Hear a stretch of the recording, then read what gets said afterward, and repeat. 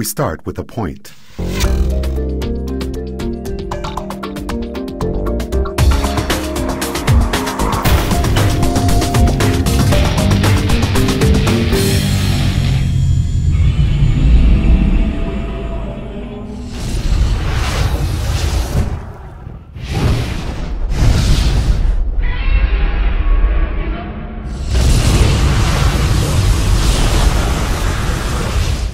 This past summer I was showing everyone this augmented reality project my company created to promote the Legendary Pictures relaunch of the Godzilla franchise. They're calling it Gojira, which is slated for a 2012 release date.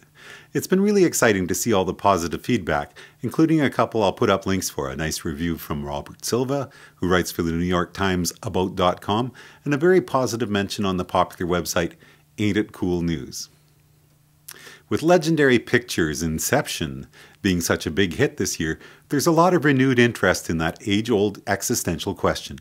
Is this all a dream?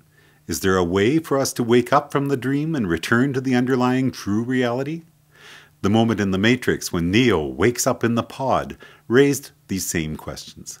Likewise, these questions came up in my blog, Life is But a Dream, which incorporates ideas compiled into a 10-minute YouTube movie called The Quantum Apocalypse. Now, have you ever heard of Simulism? Here's a link for you to check out. Simulism.org is a wiki created by the Netherlands' Ivo Jansch, and it brings together a number of interesting bits of information about, to quote from the wiki, the possibility that our existence rests on an unimaginably complex n-dimensional k-state computer grid with rules governing the transition from one state to another. To which I would respond, my approach to visualizing how ultimately the 10 spatial dimensions represent an information space from which our observed reality emerges as a tiny subset is another way of approaching the same idea. One of the pages at Ivo's thought-provoking wiki lists movies that involve people being embedded within simulations where they may or may not be aware of that fact.